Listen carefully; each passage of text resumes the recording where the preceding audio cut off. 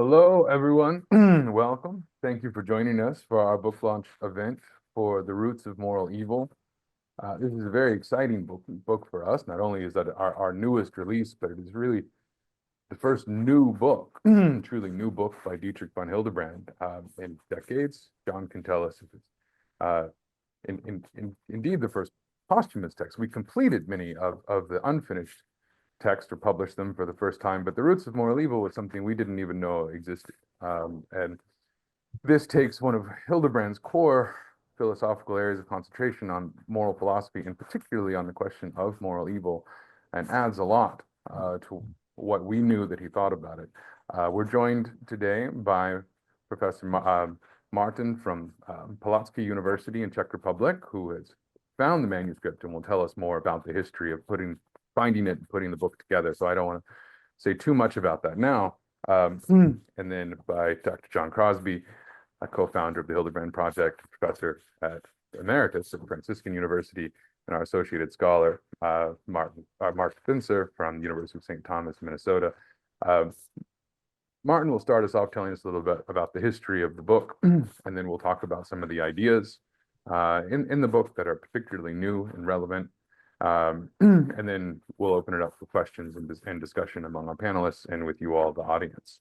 So without further ado, so here is the book. It is available if you don't have your copy yet. We'll turn it over to Martin. Thank you, Christopher. I am really excited for this possibility to introduce and launch the book here in this way.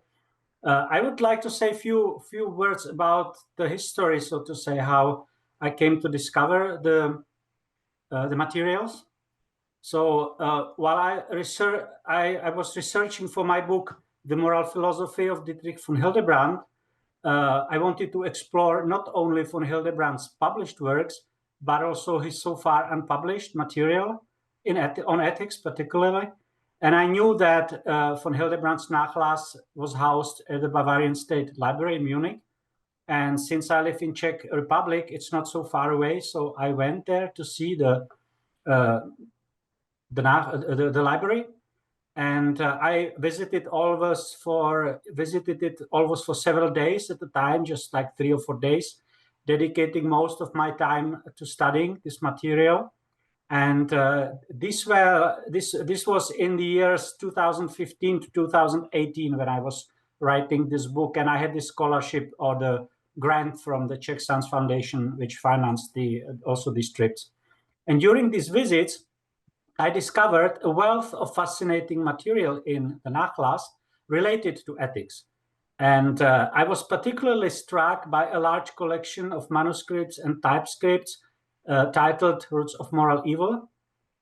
And so after I finished my book and my grant expired, I applied for another one where the main output was, I proposed as the main output an edition of these materials.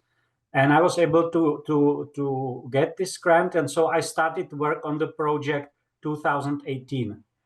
And between 2018 and 2020, I made several trips to Munich, and I carefully read through the material, identifying manuscripts and typescripts to be photocopied so that I could continue working from Olomouc, because you are not allowed there to make your own copies. You can just identify the manuscripts and they do the photocopying for you. So the first step was transcribing the photocopied manuscripts into Word document manually. And for the typescripts, there was a possibility to use specialized software to convert that to a Word document. And then, of course, it had to be checked and improved. It was a labor-intensive process, and I had help from several people helped me, including my daughter at that time. And the goal was to combine various manuscripts and typescripts into a coherent, readable text.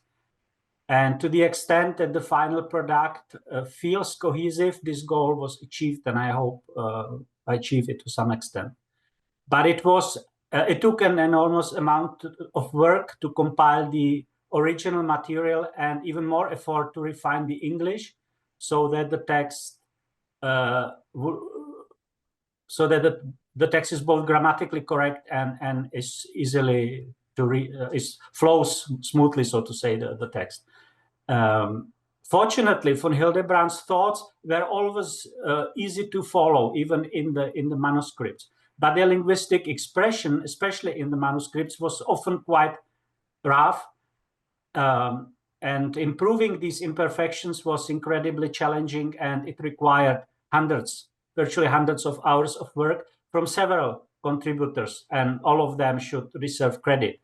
Elizabeth Shaw, Susanna Spencer, Dan Scheffler, Mark Spencer, Sarah Blanchard, and also Dr. Crosby worked on this, and Christopher also. And maybe some other people, but definitely many people really invested a lot of time in shaping the final form of the text.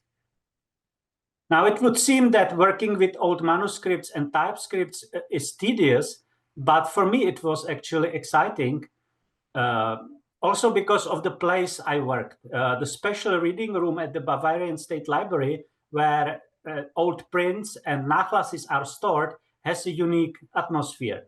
You're not allowed to bring anything inside except your notebook. And on your way out, you must open the notebook for inspection to ensure that nothing is hidden, that you don't take anything away. So these security measures made me feel as if I were engaged in some sort of detective work. And I imagine myself, I am a spy trying to steal some secrets from Bavarian State Library. And so you could fancy all those things. So it was not at all boring. It was very interesting to go through these 10 boxes of material. And the nachlass includes everything from easily readable typescripts to less legible manuscripts written with ink pen, and even barely understandable notes scribbled on scraps of paper. So you have all kinds of material. And it's just a personal experience. After spending hours working intensely in the library, I would often stroll through Englischer Garten, which is like right next to it. And then you can walk from the library through the park to Maria Theresia Straße, where Hildebrand's house is located. And I made this walk many times, reflecting on how von Hildebrand must have walked the same paths when he went to university and back home in the 1920s and early 1930s before he left Munich for Vienna. And so it was quite adventurous for me to go to Munich. And I could, of course, also enjoy the beer gardens, and unfortunately not so many galleries because I was usually very tired in the evening. But it was quite fascinating. It was very good time of my life, and I hope that in the future I will be able to continue in some way in this adventure.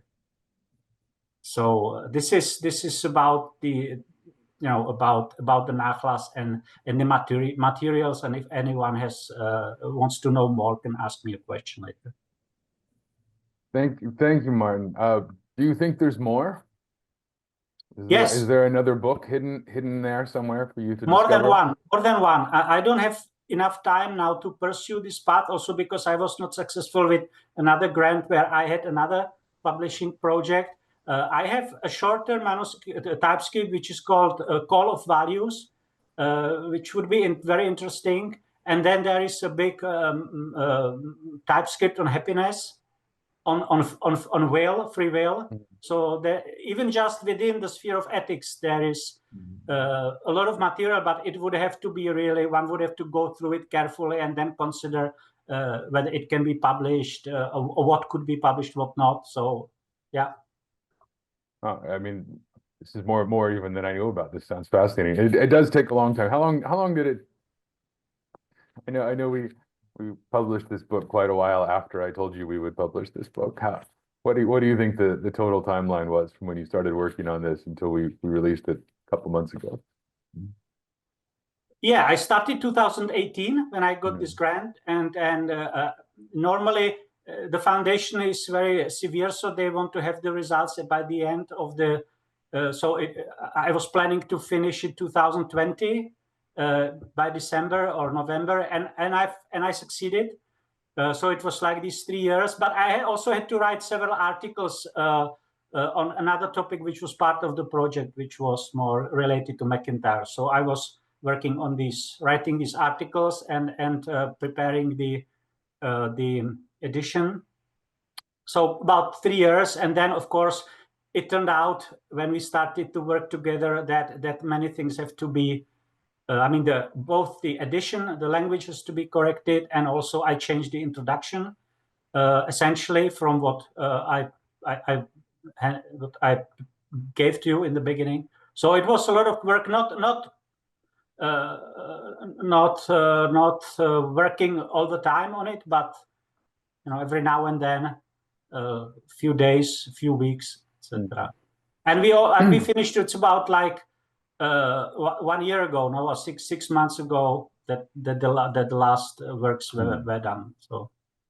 Right. Yeah, it was a real community effort, this book. And I'm very happy with the result. And I think it serves both an audience of scholars, but also any interested reader in these questions. And it's both accessible and still has all of the kind of scholarly apparatus as well to serve. I think you were ultimately right to insist on making it not having all these signs, editorial signs, and make it more legible text. And now we see that really people are interested in the book and are buying it. And I prepared a sort of text that might be interesting for a Hildebrand scholar, which are like 3 or 4 in the world, maybe, or maybe 10. They're all on this call. Yeah. But in this way, it is much more accessible to general interested reader. Right. Yeah. Well, I'm very, very, very happy with it, and yeah, the reception has so far been quite positive. But well, thank you for all of your work on that, Martin. I think we were all surprised when you brought this to our attention, and what a wonderful discovery. With that, no one would really know more about what this book adds to the ethics than Dr. Crosby here, and we'll turn to you to get your thoughts on this new book. All right. Thank you, Christopher, and thank you, Martin. I have to thank you and congratulate you on your detective work, your editorial work, your philosophical work that led to this, the roots of evil, and to a significant contribution to nobody serious about the study of Van Hildebrand, and especially his ethics, can bypass now the roots of evil, because of all that it adds to what Van Hildebrand had published in his lifetime. So I thank you for putting us all in your debt like that. And my plan here is to give all you listeners a sense of the richness of this book by picking out one capital theme and unpacking it a little and letting that represent the work and constituting a specimen of the originality and depth of the work. So I want to focus on Van Hildebrand's discussion of laziness. Most of the book is divided between pride and concupiscence, which are the 2 capital forms of moral evil, according to Van Hildebrand. And the discussion of laziness is found, as you might expect, in the section on concupiscence. Now, there is the obvious laziness that tempts me when some task is onerous or stressful. Instead of performing the task resolutely, despite the inner resistance I feel, I avoid the task. Perhaps I postpone it and promise to get to it later.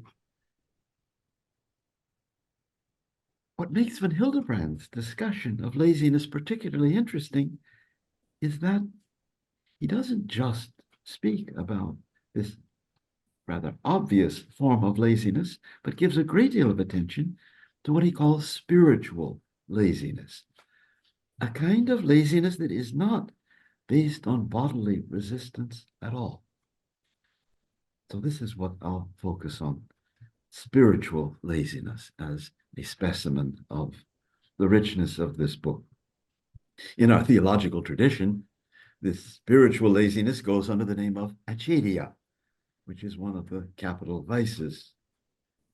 Von Hildebrand deals with spiritual laziness in many of his books, but here in The Roots of Evil, he goes deeper into it than he did in any previous writing. Here we have a good example of von Hildebrand in The Roots of Evil, not just repeating, but amplifying and developing further what he had previously written.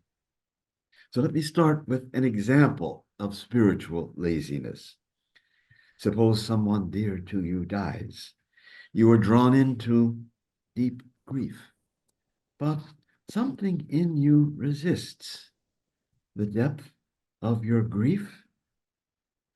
You are unwilling to suffer too much over this death, and so you resist going too deep in your grief. Perhaps you distract yourself with light amusements and superficial interaction with others. The spiritual exertion of going deep in your grief is too much for you. You want to stay more in your emotional comfort zone, more on the periphery of your being. This is nothing but a kind of spiritual laziness. In fact, von Hildebrand offers just this example of it. Another example is found in von Hildebrand's Aesthetics, where he discusses the mentality of the Philistine and explains why the Philistine cannot do justice to beauty.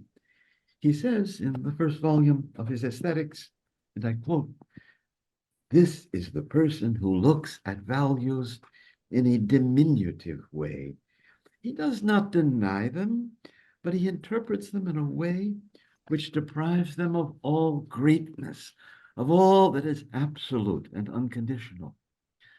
The Philistine evades the demand made by values. He does not want to rebel against them, but he is willing to get involved with them only up to a certain degree. The Philistine hates everything that is unconditional. He never wants to leave his warm nest or lose the solid ground under his feet. He never wants to relinquish possession of himself to anything.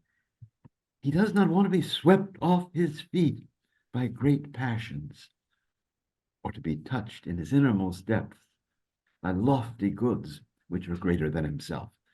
End of that quote from the Aesthetics. Clearly, this Philistine suffers from spiritual laziness.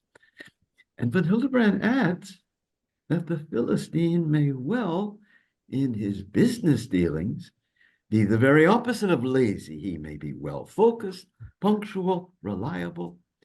His laziness exists at a deeper level in his spirit. Now, in The Roots of Evil, von Hildebrand finds examples of spiritual laziness into which the philosopher is prone to fall. He says of the materialist, I quote, "He looks in but one direction, and in the easiest one, the one that requires the minimum of élan, and thus he does not find spiritual reality. In his lazy obstinacy, he refuses the spiritual élan that conforming to something higher requires." End of that quote. So von Hildebrand means that it's relatively easy to register empirical matters of fact. It's far more challenging to grasp the innermost essence of something. As an empirical researcher, you may display much discipline, thoroughness, and competence, and must be the very opposite of lazy. But as a materialistic philosopher, unwilling to engage in the élan that would connect you with higher realms of being, you are spiritually lazy. By the way, that French term that keeps coming up in the text, élan, is worth pausing at. It means simply a kind of spiritual upsurge, a kind of thrust of the spirit reaching higher. And another term, a Latin term that is repeatedly used in this text is sursum corda. You know it from the liturgy, lift up your hearts. So there's a lifting up of the heart that is inhibited by spiritual laziness. Yet another example of spiritual laziness is found in von Hildebrand's great treatise on love, the nature of love. In discussing the virtue of faithfulness to a spousally beloved person, he considers the obvious case of turning away from a beloved person and giving one's heart to another. Everybody recognizes that infidelity. But he also discerns a different kind of sin against faithfulness that is more easily overlooked. He says that faithfulness begins to be eroded when we start taking the beloved person for granted. A certain radiance that the beloved had at its beginning is extinguished. A kind of mold grows over the relationship, he says. The awakenedness of love gives way to mindless habit, and poetry is overtaken by prose, as von Hildebrand aptly puts it. This is nothing other than spiritual laziness. And von Hildebrand wants to say that by yielding to this laziness, we fail to be faithful to the beloved person, even if there is no intrusion of a third person. Von Hildebrand adds the important thought, parallel to what we just noted above, that the spiritually lazy spouses may well be very organized, highly disciplined in their professional work, and hence not at all lazy at this level. We can easily hide our spiritual laziness from ourselves by the fact that we are not at all lazy at a relatively superficial level of our being.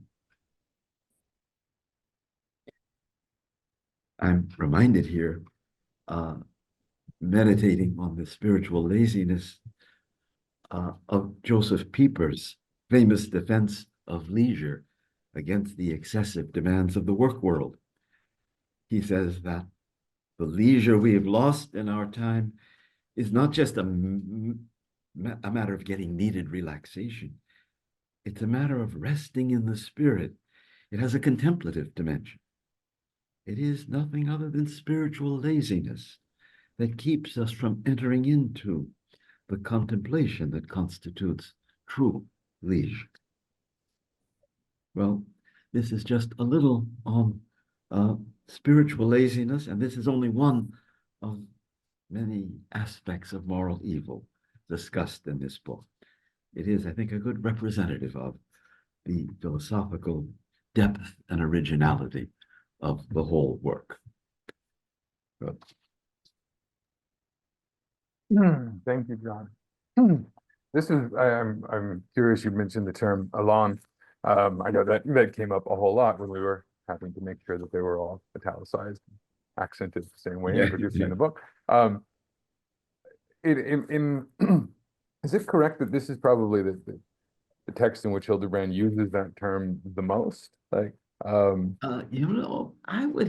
it shows up from time to time, but I thought it was a lot here.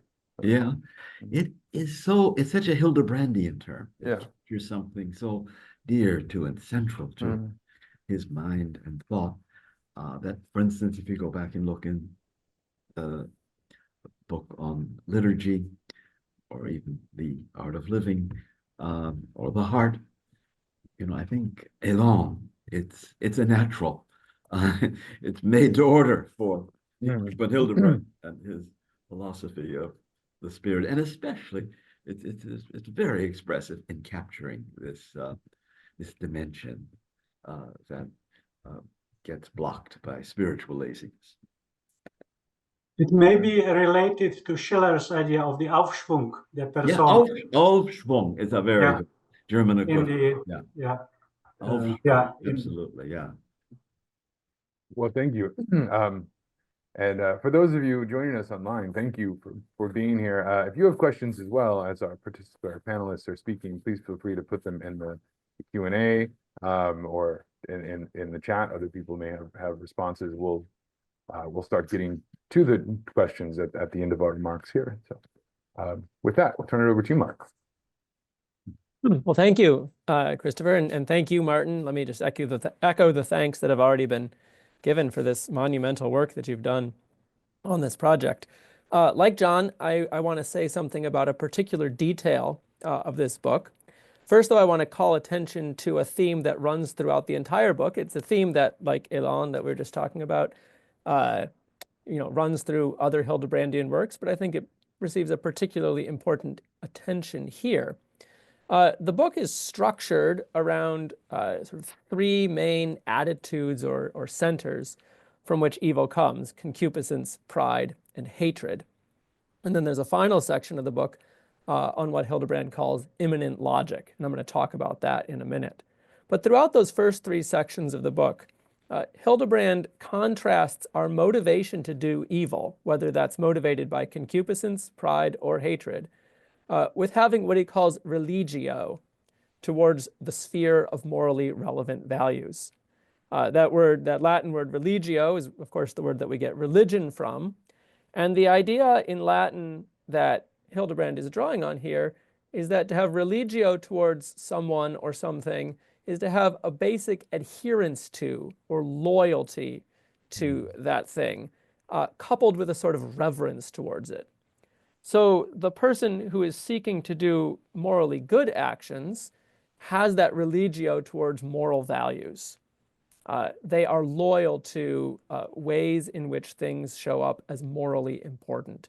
And they want to give those kinds of importance, like justice or charity or purity, their due response.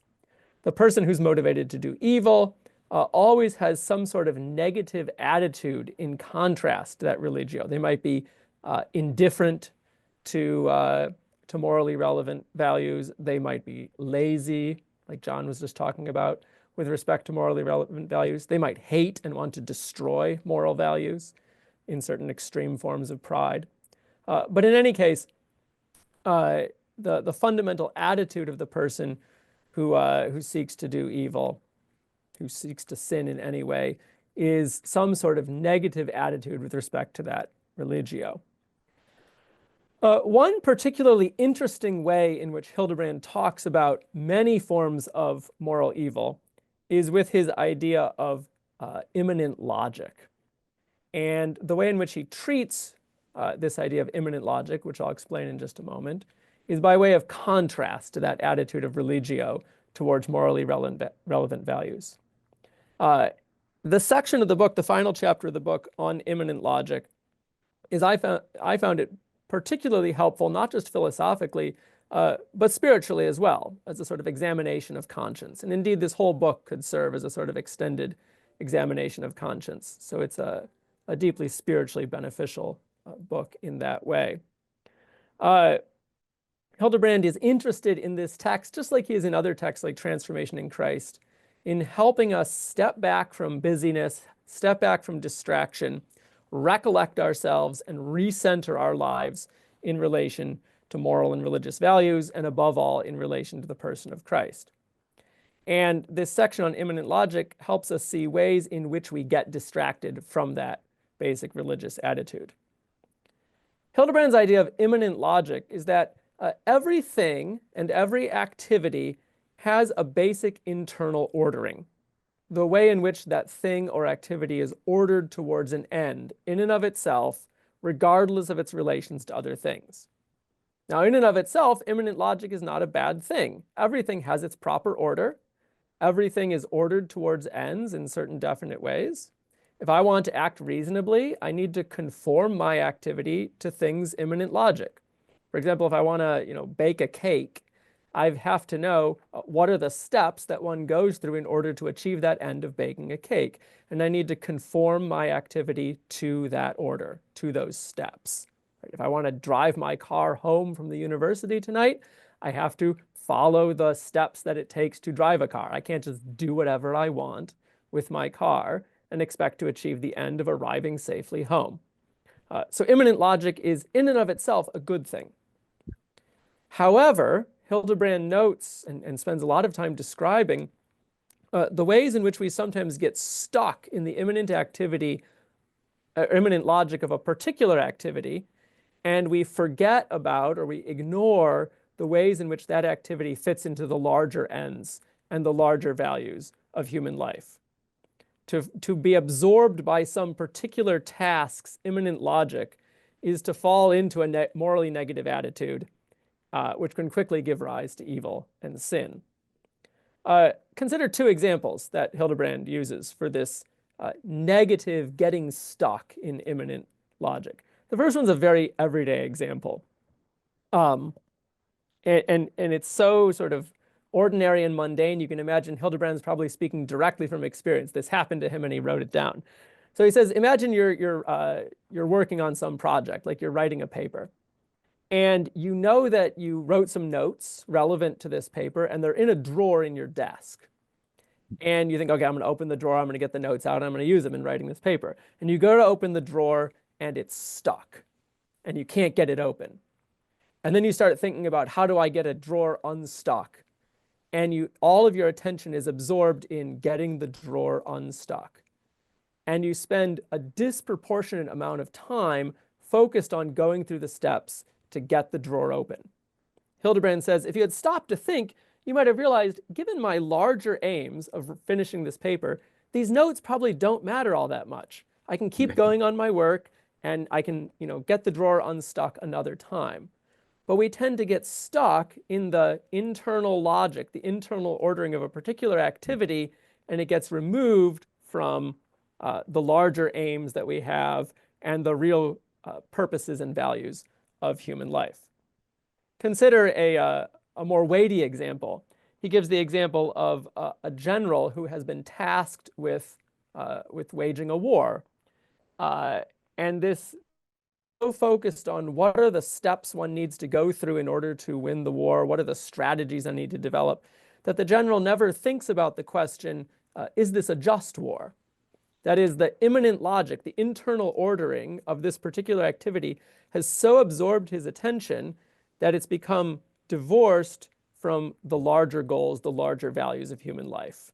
He doesn't think about, how is this ordered towards the common good? How is this ordered towards my eternal salvation and that of others? So a great many sins that we fall into, a great many vices, and even just imperfections that we fall into, stem from this getting stuck in the immanent logic of activities. Hildebrand says that when this happens, the movement towards the goal of the particular activity that we're stuck in takes on a sort of automatic power.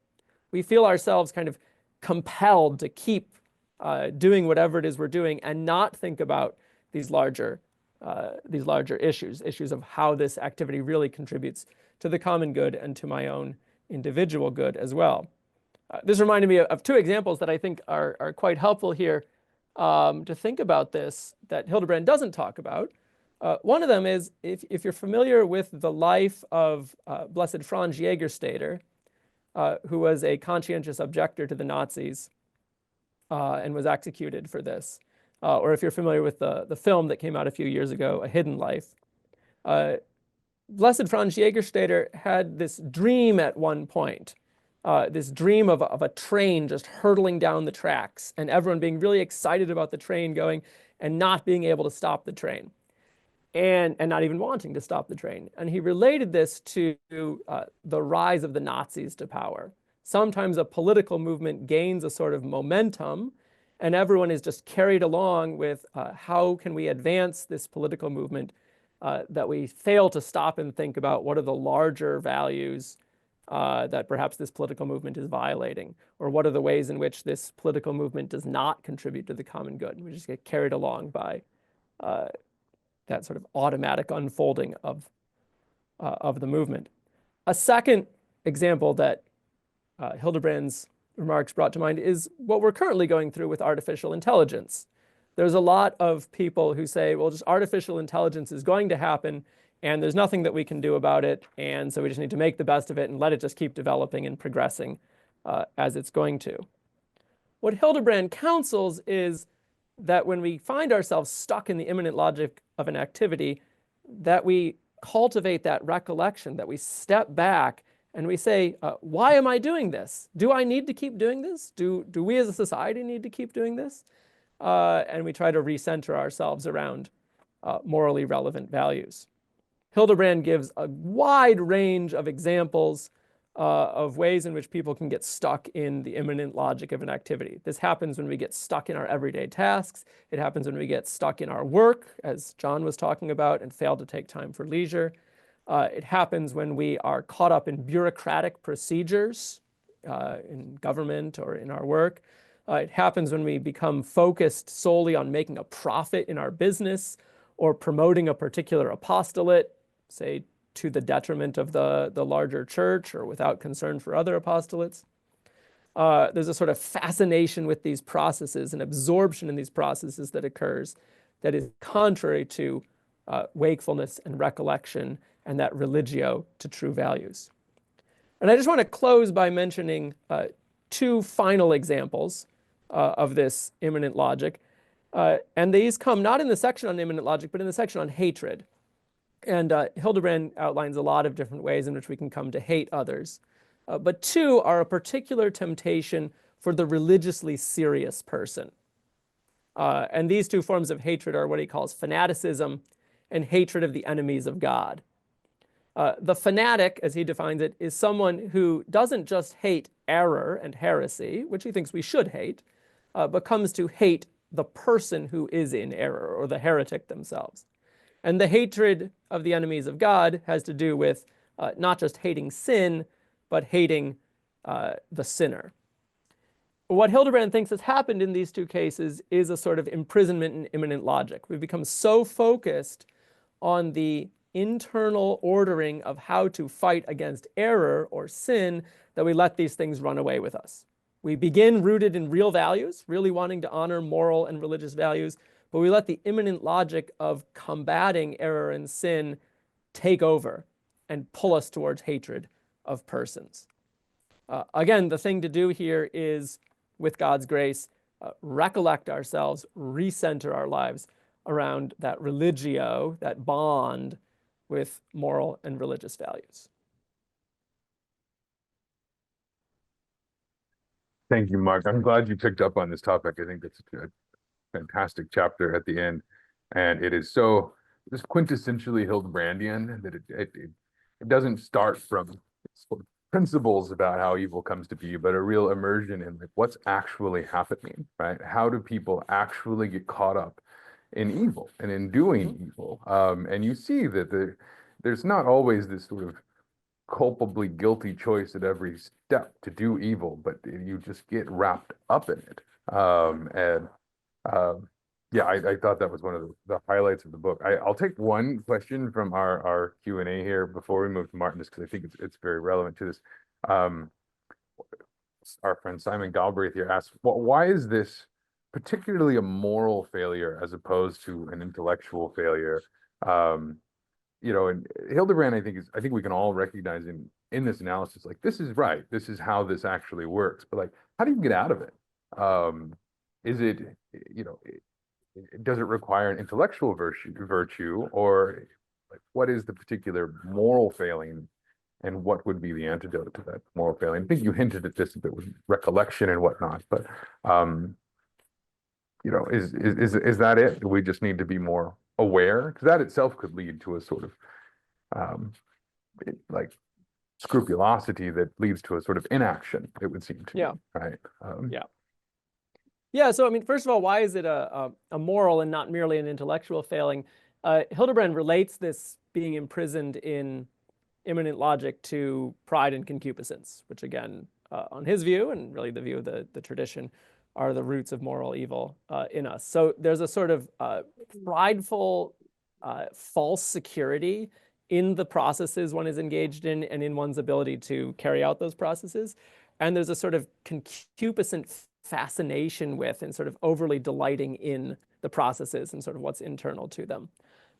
So there are those morally evil attitudes at the root of absorption in immanent logic, which is not to say that like every time you do this, it's a sin, right? If I spend too long getting my drawer unstuck, probably it's not a sin, but it is a real imperfection, and it shows a tendency towards getting stuck in these processes in a way that could lead to sin.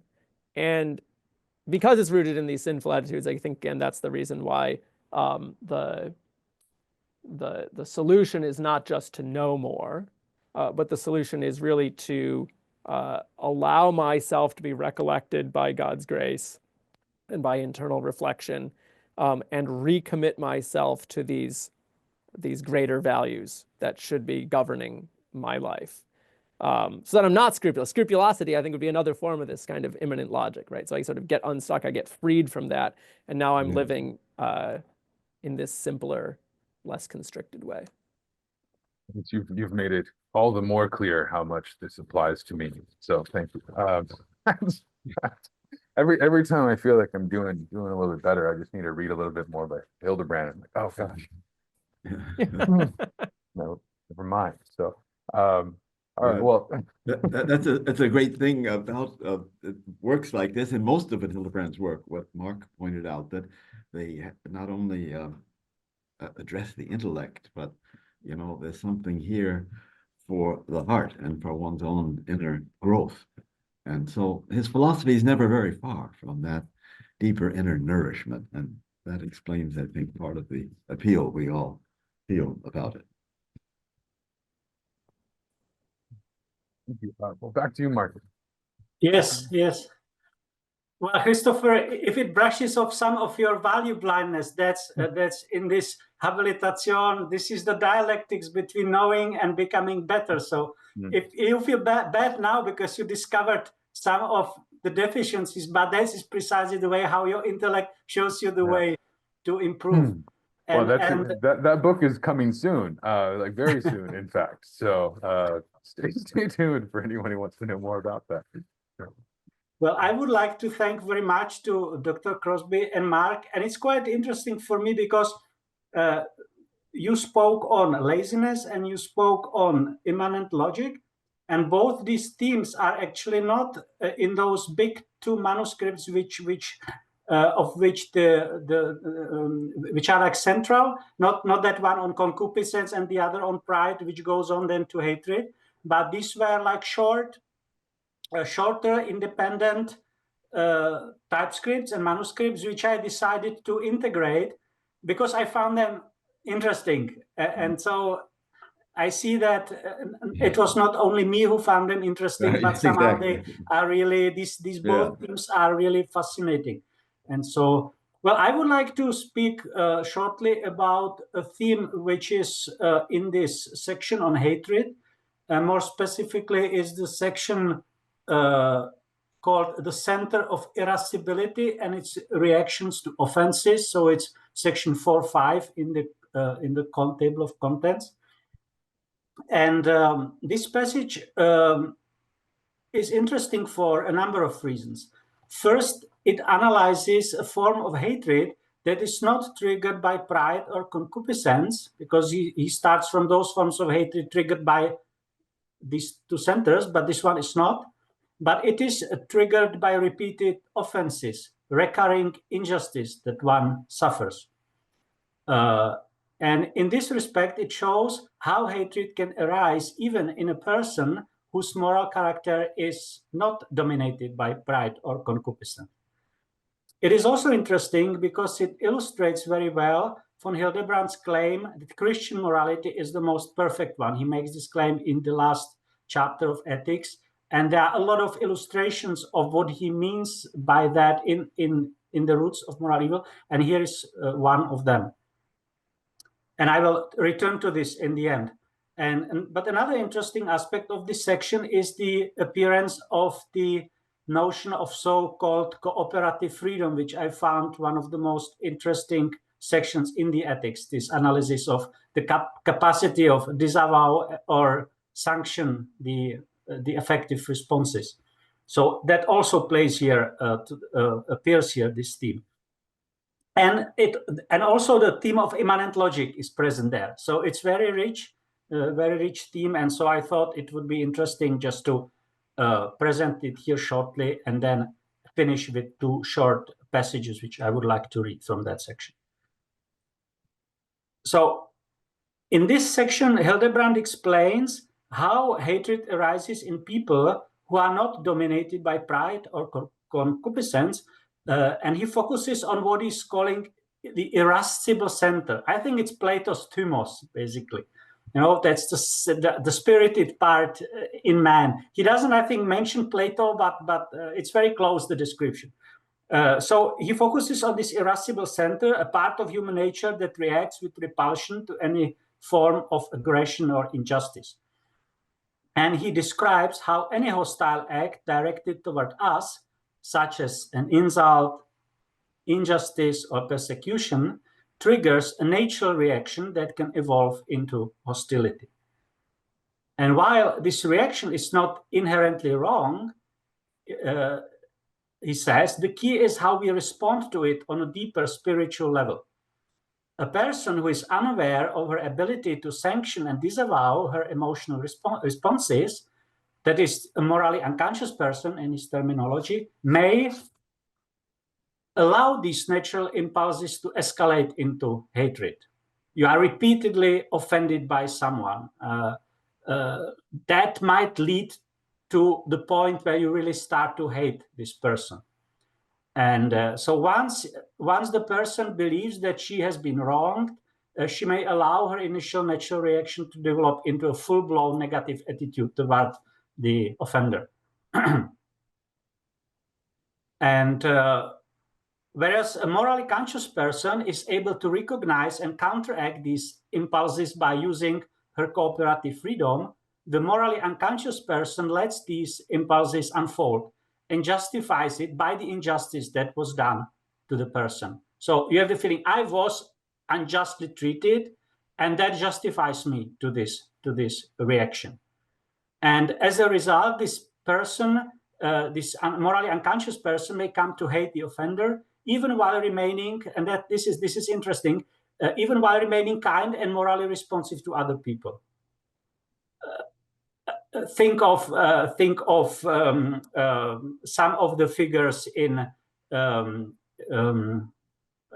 this famous movie, about the mafia, the mafia.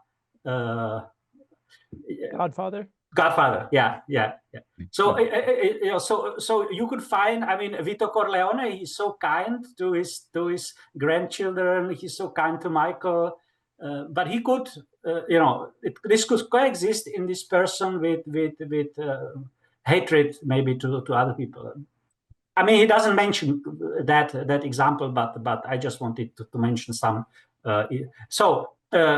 This person, morally unconscious person, may come to hate the offender even while remaining kind and morally responsive to other people.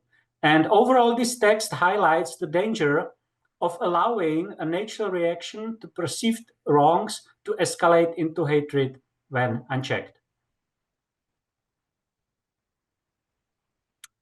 But Hildebrand says that despite the fact that not pride and concupiscence, but repeated offenses were what triggered this hatred, it is nevertheless rooted in pride and concupiscence. So even here, pride and concupiscence is somehow at work.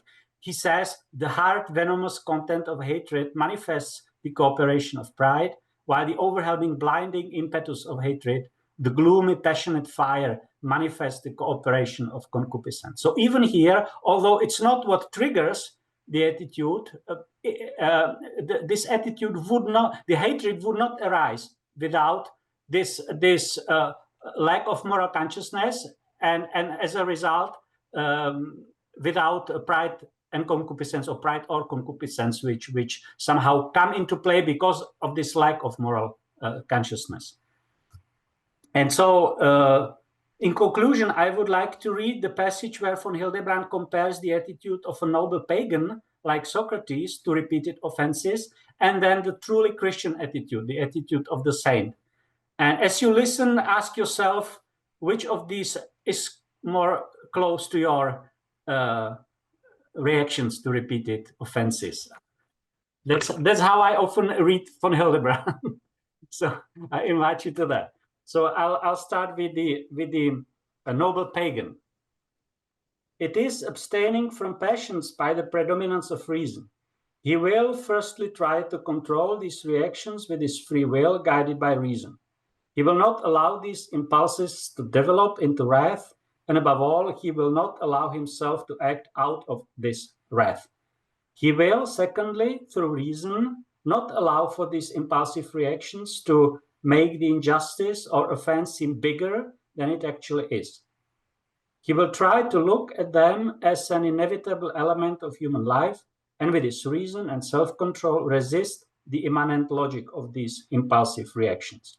Above all, he will abstain from opening the floodgates of the sphere of passions.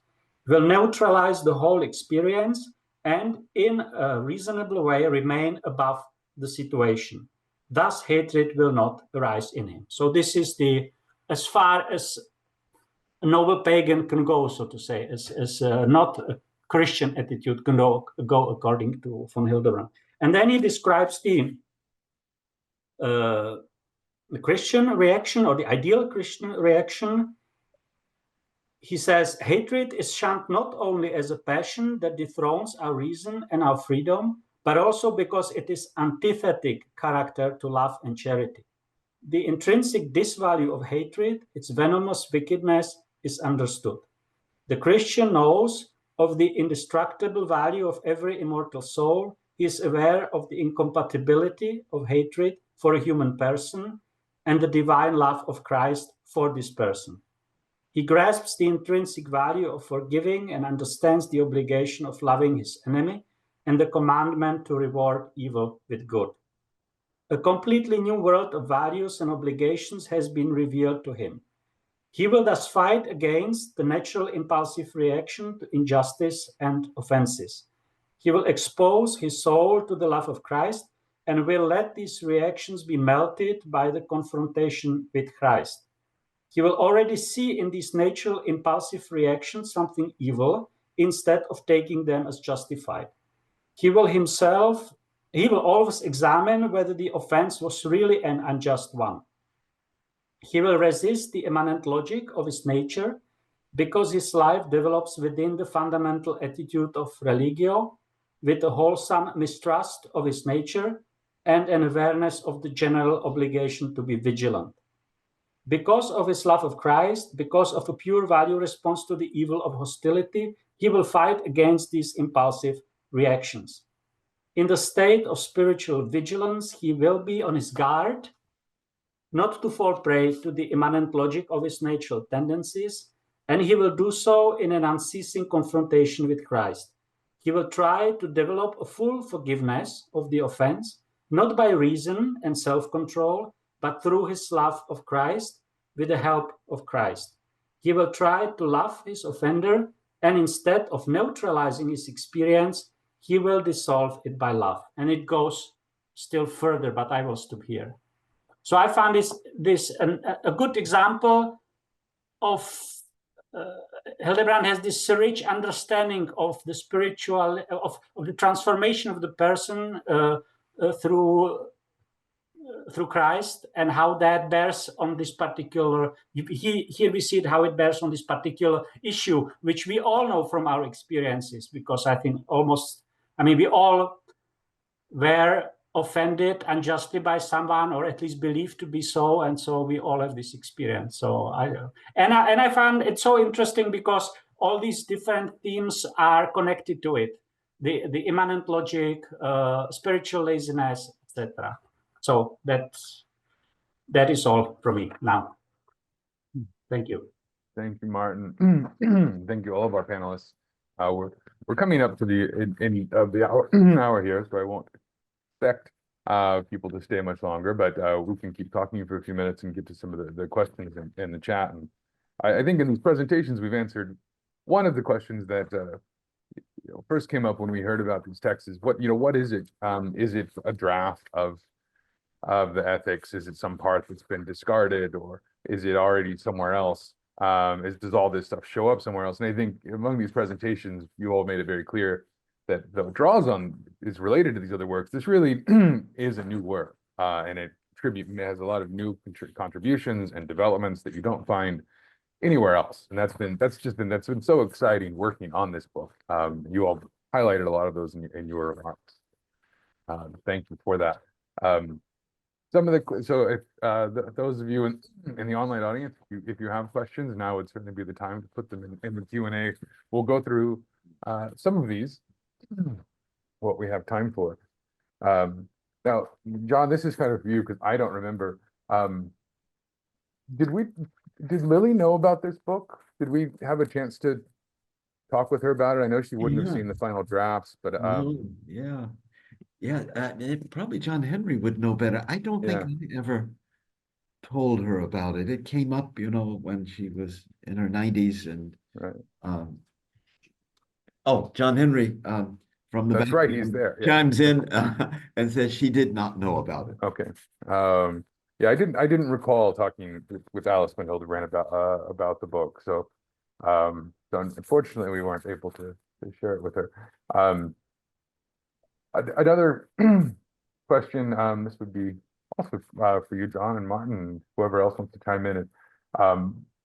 Martin, when were these, do we know exactly when these papers were written, or have a timeline or anything? I think you've done all that research, and then with that is, what else was going on both in the world, but also in Hildebrand's own work, right? So there is no direct evidence of when, but there are so many indications that I think it's very likely that these texts were written sometime before he was finishing his ethics. So in this process, already drafting, rewriting, because as I think Dr. Crosby says in the introduction to ethics, that he was there were so many different versions of the text, and so I think it must have been, and the ethics was published 1953, the first edition. So I think it must have been between like 3 or 4, maybe 5 years before that, till more or less till the book was published, because for some reason which we don't know, these texts were not then published as a part of ethics, although they could have been, because they really continue with you have this section on pride, and you have these 2 short chapters on pride and concupiscence toward the end of the ethics. And if you look in the manuscripts and typescripts, they really include those sections, but they continue. So it seems that Hildebrand was working on these themes of pride and concupiscence, elaborated them. It was a lot of pages, and maybe this is just my suspicion that maybe the editor told him that the book is already too big to incorporate that. And so there is one short, I write that in the introduction, there is one sentence in the ethics where Hildebrand says that he's preparing a book on that topic to be published soon. So I think when he was finishing ethics, he was contemplating he had the intention to publish that material, which didn't fit into ethics, but for some reason which we don't know, he did not realize that. So that is my suspicion, because there is no direct evidence. Yeah, I think that's a good estimate, in the mid to late 40s. We know it must have been after 1940, because it was written. Yes. He had no reason to write in English before he arrived in New York in 1940. This is a fun thing that happens in the footnotes a lot of times, is Hildebrand says, I've got this other thing that I'm going to publish on this, and then may or may not ever do so, or refers to some other work. It's not clear what that was. So the more we can illuminate those things through this research is great. Yeah, a question about the archives. So you mentioned, yeah, after the 40s was writing in English. Why is it in Munich? Why isn't it here? And this would be, you know, we have the Hildebrand archives at Franciscan and at the Hildebrand Project offices there, and then there's also this collection in Munich as well. Can you share a little bit of history information about how these archives have ended up in different places and what is the difference between the archives? Yeah. Let's see. Feel free to bring John Henry in there too. Yeah, that's right. You know, he's just off camera, so Yeah, we right. can break the fourth wall here. Yeah, he would. Well, of course, you know, Munich, it was a kind of center for realist phenomenology. So there's a great deal of Alexander Pfänder and of other phenomenologists. And so the, what was his name? The head of the Staatsbibliothek, he had an interest in, I think he approached Alice von Hildebrand, saying, can we also add the Hildebrand Nachlass to all the other phenomenological Nachlässe that we have? So that solicitation by them, and then the thought that it would be uniquely well preserved. It's in a deep bunker underground, and you know it would survive a lot of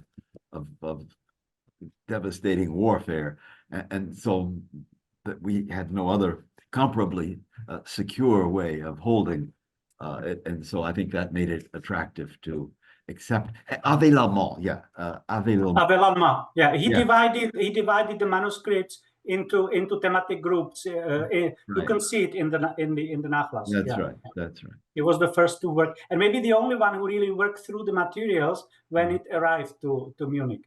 Yeah, that's right. So it was his interest that was based on the kind of phenomenological home that was there in Munich, which led to the offer which Alice von Hildebrand accepted. We do, however, have a complete copy of everything in Munich here in Steubenville.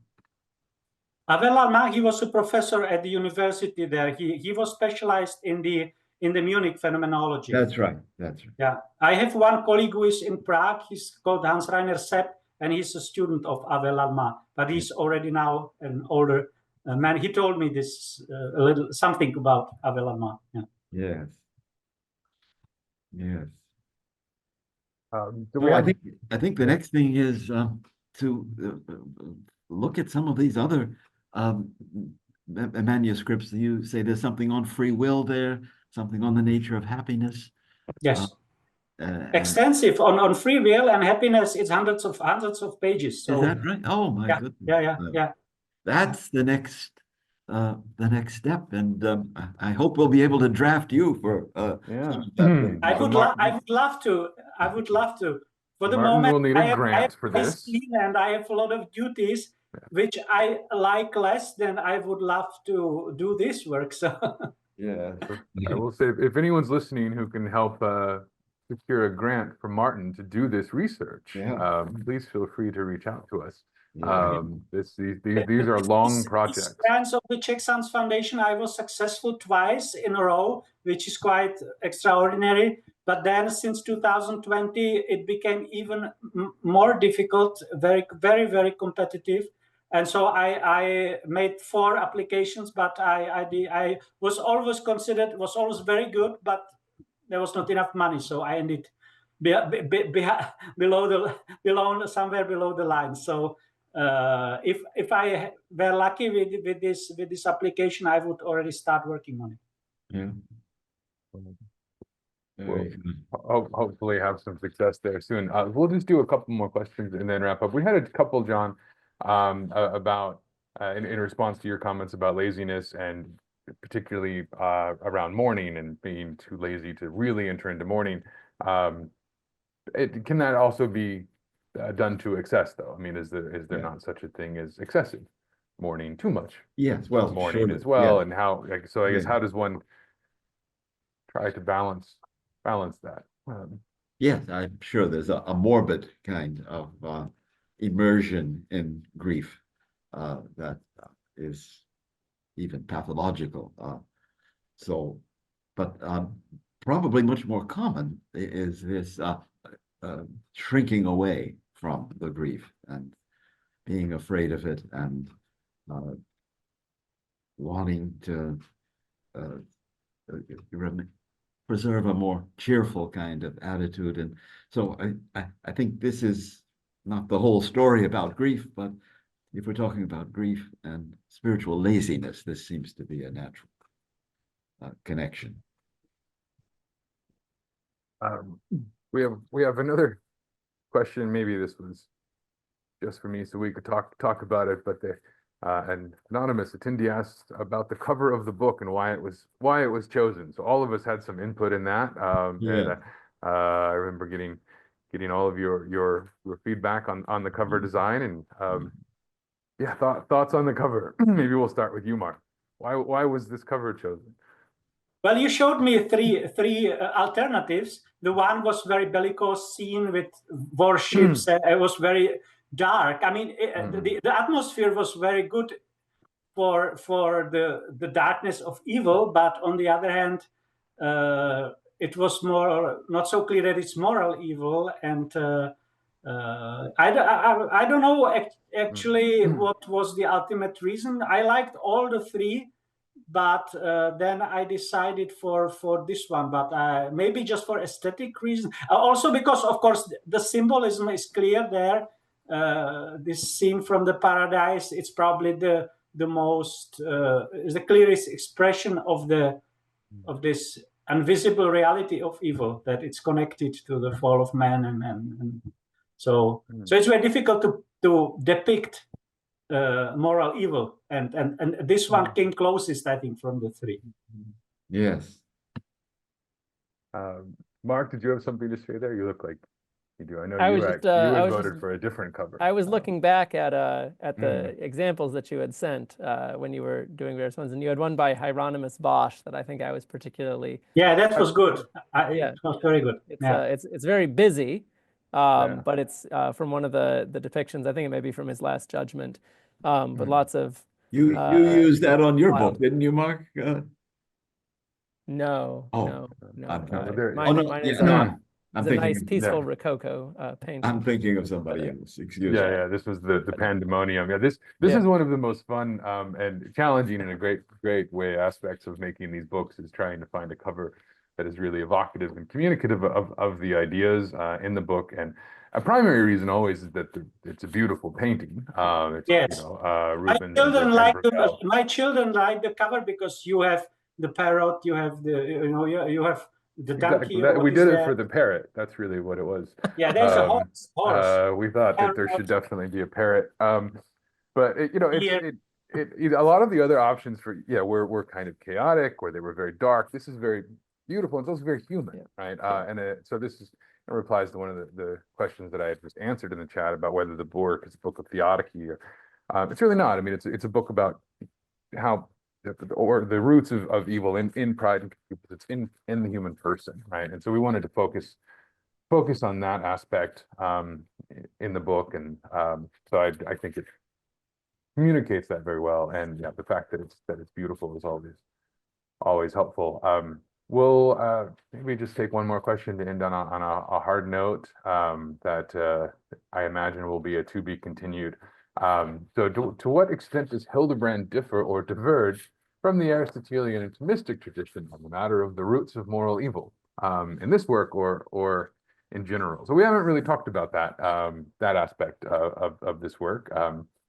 Curious if anybody wants to, any thoughts on where this work, and maybe even a little more broadly, like where does this work sit within the tradition, within Hildebrand's own work, within the realist phenomenology, but within the broader perennial tradition? Well, I tried to address this question in the introduction, and it would be difficult to respond to it in a few minutes, but there I try, not exhaustively, but give some direction. Like at first glance, when Hildebrand says that good and evil are polar opposites, that seems to be from the beginning very different from the idea that evil is just a privation of the good. So I try to nuance this point, distinguishing between metaphysical doctrine and Hildebrand there keeps neutral ground, so to say. He doesn't want to respond to it. But on the phenomenological level, or the level of experience, he has a very simple argument why they are polar opposite, because, for example, hatred is not just a lack of love. The lack of love is indifference. So if you describe the phenomenology of the or essences of these attitudes, they don't present themselves. I mean, the hatred doesn't present itself as a mere lack of love. It's outspokenly negative attitude toward the other person. So I think it's connected very much with this method of phenomenological approach. And so that would be like the first difference, to the extent that the Aristotelian Thomistic tradition would like to deny, to hold this position that evil is just privation, even on this phenomenological level. But I mean, the main preoccupation of the Aristotelian Thomistic tradition, as far as I can understand it, is this metaphysical, to stress this metaphysical, and it's always connected with the metaphysical. And ultimately the question that you have just one good God, you cannot have good God and an evil God, etc. So, but it would be a long, many things would have to be said.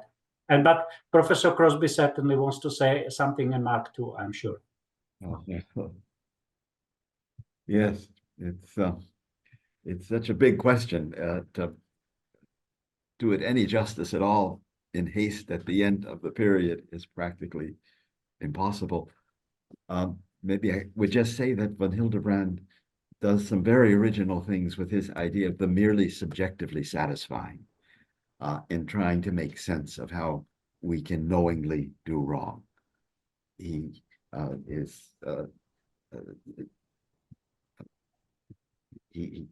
definitely thinks that we don't always, that the wrongdoer doesn't always pursue what he pursues under the aspect of good, subrazione boni, but that something merely subjectively satisfying sheds completely the aspect of bonum and is another kind of attractive power on the will. But it's not just good, even good taken mistakenly or illusory. And so the account there of especially deliberate wrongdoing, I think, comes out with new freshness when von Hildebrand invokes things that are merely subjectively satisfying, even though I know that in terms of all apparent good, my action is wrong and shouldn't be done. But it's impossible to do any more. I know it was an unfair question at the end, but I wanted to at least hint at an answer. Yes. All right. Mark, did you have? Yeah, I would just say, taking into account everything that John and Martin just said about the divergences between Hildebrand's ethics and the Thomistic ethics, I would just say that this book in particular, I found perhaps the most congenial to the Thomistic Aristotelian tradition of any Hildebrandian text on ethics that I've certainly read. The role of teleology in this book is much more pronounced than in a lot of his other works. And the particular treatment of different vices and so forth. I think you can find a lot of parallels with particular things that St. Thomas, for example, says about those vices as well. So I think there's lots of interesting work that could be done seeing the convergences here on particular aspects of evil between the two traditions. Thank you all, and that'll be enough of an answer for that for now. And but I'll say that some of these we touched on, and some of these other works that hopefully Martin will be able to recover for us. And we have a number of new books also in production now, and will be coming out in the next few months. So if you enjoyed this event, we're very grateful that you joined us, and hope you will join us for future events. If you're not subscribed to our email list or follow us on our YouTube or other social media platforms, we hope you will do so. And yeah, if you haven't picked up a copy of The Roots of Moral Evil, we hope you will do that as well. I always recommend our books as Christmas gifts. It's just coming up now. But Thank you all to our panelists for joining us. This has been a wonderful conversation. We look forward to having the next one. This is a great achievement, Martin. So thank you so much for all of your work that you've done on this. This book was not on our publication timeline because we didn't know it existed. So we made it happen, and I think it's a great achievement. Thank you very much that you accepted the book there, and I know that you maybe didn't expect that it will be so much work. No, it was a lot more work. I didn't either, but the more I'm happy that we managed, and so I hope it's just the first of a series. It's not just it won't be the only one. Great. Well, thank you all. Thank you to our audience for joining us, to our panelists for being here. Good. Goodbye. Good. Thank you. Thank you all. Thank you. And again, thank you, Martin.